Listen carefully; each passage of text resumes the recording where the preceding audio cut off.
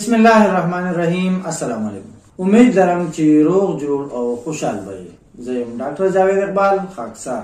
زموږ مقصد تاسو ته د بیمارو په حواله سره آگاهی او اویرنس درکول دي. نو نن چې په کوم حالت باندې خبره کوو هغه د موسم په اعتبار سره نن سبا وړو او لوی ته کېدای شي.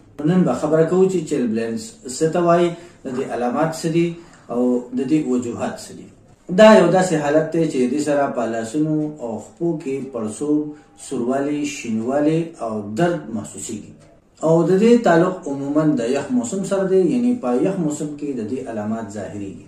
دا حالت هر چاته کېدای شي، خو خاص کر زنانه او هغه خلک چې د هغوی BMI یعنی باډي ماس انډیکس کم وي، نو په هغه خلکو کې د چیلبلینز خطره زیاته کېدای شي.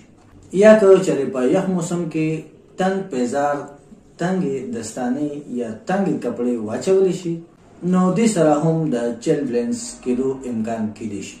او که چېرې په دې یخ موسم کې ماشومانو ته ګرمې کپړې او د هغوی د صحت خیال ونه ساتلی شي او د یخنۍ په ضد کې راشي، نو هغوی ته هم دغه حالت کېدای شي.